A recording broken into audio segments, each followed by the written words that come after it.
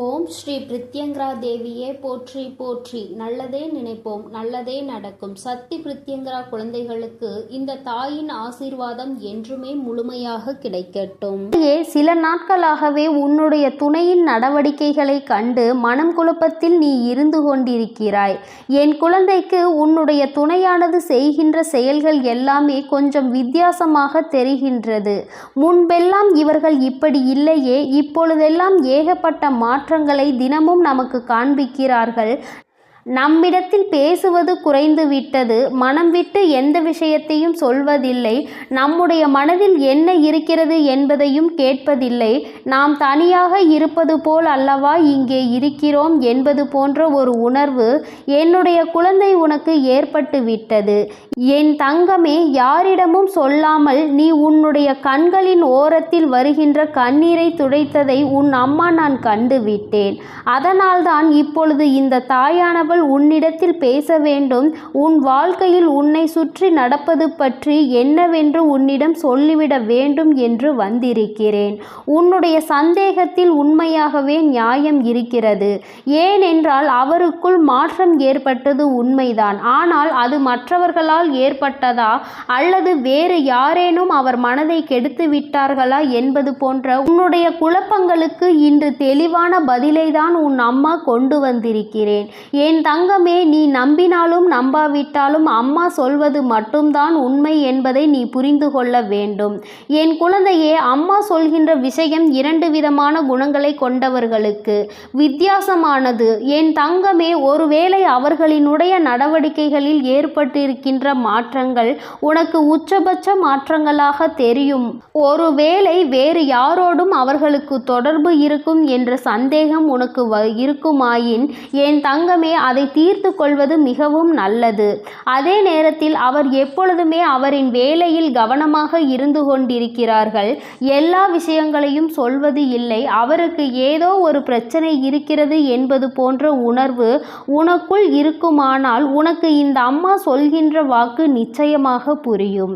என் தங்கமே, அம்மா எதற்காக இப்பொழுது இரண்டு விதமாக பிரிக்கிறேன் என்றால், எல்லோரையும் கண்மூடித்தனமாக நம்பக்கூடாது. இங்கே யார் எப்படி நடந்து கொள்வார்கள், எப்பேற்பட்ட மனிதர்களும் எப்படிப்பட்ட சூழ்நிலைகளிலும் அவர்கள் வாழ்க்கையில் எந்த மாற்றத்தையும் நடத்தி விடுவார்கள் என்பது நாம் நன்கு அறிந்த உண்மை அல்லவா?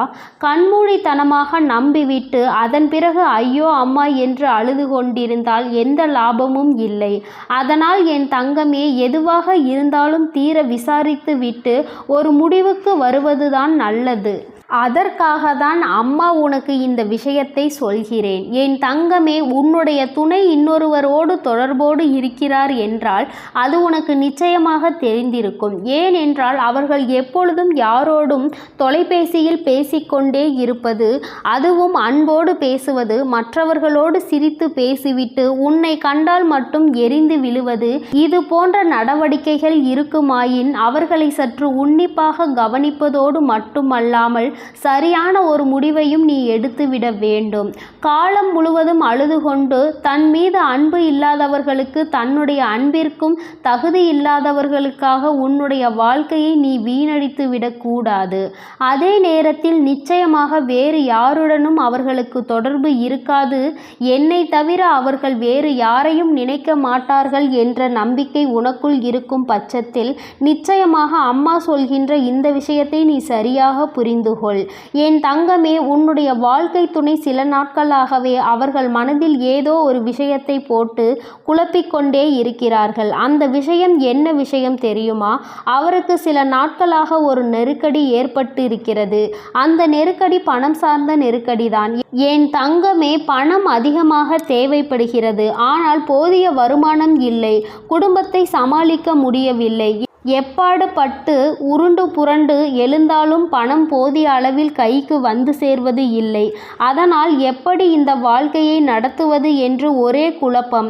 நம்மை நம்பி இருப்பவர்களுக்கு போதிய வசதிகளை நம்மால் செய்து கொடுக்க முடியவில்லை என்ற கவலை.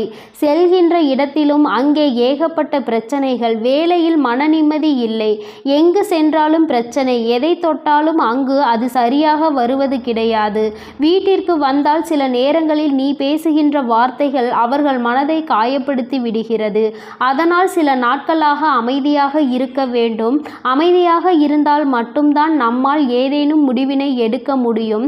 நம்முடைய குடும்பத்தை காப்பாற்ற வேண்டும் என்கின்ற உணர்வோடு அவர்கள் இருக்கிறார்கள். என் தங்கமே, இப்பொழுது உனக்கு ஒரு சந்தேகம் இருந்திருக்கும். அம்மா, நீ சொல்கின்ற விஷயம் ஆண்களுக்கா அல்லது பெண்களுக்கா என்று. என் தங்கமே, இருவருமே இப்பொழுது குடும்பத்தின் பாரத்தை சுமக்க தொடங்கி விட்டார்கள். அதனால் நான் சொல்கின்ற விஷயம் இருவருக்குமே பொருந்தும் என்பதை நீ புரிந்து கொள்ள வேண்டும். குடும்பத்தில் வேலை செய்வது ஆண்கள் மட்டுமே என்று நினைக்க முடியாது அல்லவா? அவர்களுக்கு சமமாக பெண்களும் இப்பொழுது உழைக்க தொடங்கி விட்டார்கள். குடும்பத்தின் பொறுப்பை அவர்களும் தூக்கி சுமக்கிறார்கள். அதனால் அம்மா சொல்வது இருவருக்குமே பொருந்தும். ஆண் குழந்தையாக இருக்கும் பட்சத்தில் தன்னுடைய துணை என் மீது நிச்சயமாக ஏதேனும் சந்தேகம் இருக்குமாயின் அதற்கு இந்த விஷயம்தான் பொருந்தும். பெண் குழந்தையாக இருக்கும் பட்சத்தில் தன்னுடைய கணவனின் நடவடிக்கைகளில் சந்தேகம் இருக்குமானால் அவர்களுக்கும் இதுவே பொருந்தும். என் தங்கமே, அதனால் யாரையும் இங்கு பிரித்து பார்க்க வேண்டாம். எல்லோருடைய வாழ்க்கையிலும் பிரச்சனைகள் மட்டுமே வேறு தவிர பிரச்சனைகள் இல்லாதவர்களின் வாழ்க்கை என்று எதுவும் இல்லை என்பதை நீ புரிந்து கொள்ள வேண்டும். என் தங்கமே, குடும்பத்தின் சூழ்நிலையை புரிந்து கொண்டவர்கள் ஒருபோதும் தன்னுடைய நிலையில் இருந்து தவற மாட்டார்கள். வேறு உறவை நாடி செல்ல மாட்டார்கள். அதில் என்ன சந்தோஷம் இருக்க போகிறது? தன்னுடைய குடும்பத்தை, தன்னை சார்ந்தவர்களை, தன்னை நம்பி இருப்பவர்களையும் காப்பாற்றுவதுதானே அவர்களின் தலையாய கடமையாக இருக்க போகிறது. என் தங்கமே, அதனால் உனக்கு அந்த சந்தேகம் ஒரு நாளும் தேவை கிடையாது. உன்னையும் உன்னுடைய குடும்பத்தையும் எப்படி தூக்கி சுமக்க போகிறோமே என்ற மனபாரத்தை உள்ளே வைத்து கொண்டுதான் அவர்கள் இறுக்கமாக இருந்து கொண்டிருக்கிறார்கள்.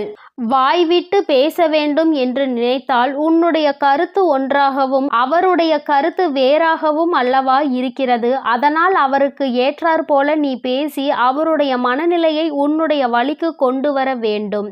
வாழ்க்கையில் என்ன பிரச்சனை இருந்தாலும் இரண்டு பேரும் சேர்ந்து சமாளித்து கொள்ளலாம். நீங்கள் மட்டும் உங்களுடைய மனதில் இருக்கின்ற எண்ணங்களில் இறுக்கமாக வைத்திருக்க வேண்டாம். எதுவாக இருந்தாலும் பேசிக்கொண்டு அதற்கான தீர்வினை இருவரும் சேர்ந்து முடிவெடுக்கலாம் என்று ஆறுதல் வார்த்தைகளை அமைதியாக உட்கார்ந்து பேச வேண்டுமே தவிர சந்தேகத்தோடு ஒரு நாளும் அவர்களை பார்க்க கூடாது. உன்னுடைய கனிவான வார்த்தைகள் ஒருவேளை தவறாக செல்ல நினைத்தாலும் கூட அவர்களை நல்ல வழிக்கு அழைத்து கொண்டு வந்துவிடும். யாருடைய வாழ்க்கையிலும் இது போன்ற தவறுகள் நடக்காமல் இருக்க எல்லோருமே அவர்களின் மனநிலையில் முதலில் தவறான எண்ணங்களை தூக்கி எறிந்துவிட்டு நல்ல எண்ணங்களை மட்டுமே தூக்கி சுமக்க வேண்டும்.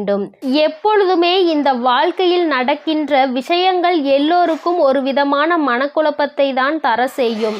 ஆனால் அந்த நேரத்தில் நீ சரியான முடிவினை எடுத்துவிட்டால் வாழ்க்கை முழுவதும் உனக்கு சந்தோஷம் நிலைத்திருக்கும் என்பதை மறந்துவிடாதே. மற்றவர்களின் பேச்சினை கேட்டு தேவையில்லாத விஷயங்களுக்காகவோ சந்தேகப்பட்டு வாழ்க்கையில் நடக்கவிருக்கின்ற நல்ல நிகழ்வுகளையும் நல்லதொரு நேரத்தையும் நீ தொலைத்துவிட்டு பின்னால் ஐயோ என்னுடைய வாழ்க்கையே போய்விட்டதே என்று அழுது புலம்பாதே. வாழ வேண்டும் என்று நினைக்கின்ற நேரத்தில் இந்த வாழ்க்கை உன் கையில் இல்லாமல் போயிருக்கும். அதனால் எதுவாக இருந்தாலும் தீர விசாரித்து அவர்களுக்கு மன ஆறுதலை கொடுத்து நீ வாழ்க்கையை சந்தோஷமாக நடத்த வேண்டும். அம்மா சொல்வது மட்டும்தான் வாழ்க்கைக்கான யதார்த்தமான உண்மை என்பதை நீ புரிந்து கொள். யாரிடத்திலும் எந்த விஷயத்தையும் உன்னுடைய வாழ்க்கைக்கான அறிவுரையாக கேட்டு பெறாதே. அதிலும் குறிப்பாக உன்னுடைய துணையின் நடவடிக்கைகளை மற்றவர்களிடத்தில் பகிர்ந்து கொள்ளாதே. ஏனென்றால் மற்றவர்களுக்கு அது வேடிக்கையாக இருக்கும். ஒருவர் 2 பேரிடத்தில் சொல்வார்கள், 2 பேர் 4 பேரிடத்தில் சென்று சொல்லி சொல்லி கடைசியில் அந்த விஷயம் உன்னுடைய துணையின் காதுக்கே வந்து சேர்ந்துவிடும். மேலும் மேலும் பிரச்சனைகள் தான் அதிகரிக்குமே தவிர ரகசியம் என்ற ஒன்றை நமக்குள் இல்லையே என்று மனவேதனை ஏற்பட்டுவிடும். அந்த இடத்தில் எல்லாவற்றையும் புரிந்து நடந்து கொண்டால் உன் வாழ்க்கை எப்பொழுதும் சந்தோஷமாக மட்டுமே இருக்கும். என் செல்ல குழந்தையே, இந்த வராகி அம்மாவினுடைய ஆசீர்வாதங்கள் உனக்கு எப்பொழுதும் முழுமையாக இருக்கிறது. அதனால் நீ எதற்காகவும் கலங்காதே, எதை நினைத்தும் வருந்தாதே. நீ நல்லதையே நினைத்தால் உன் வாழ்வில் எப்பொழுதும் உனக்கு நல்லது மட்டுமே நடக்கும் என்பதை நீ மறந்து விடாதே.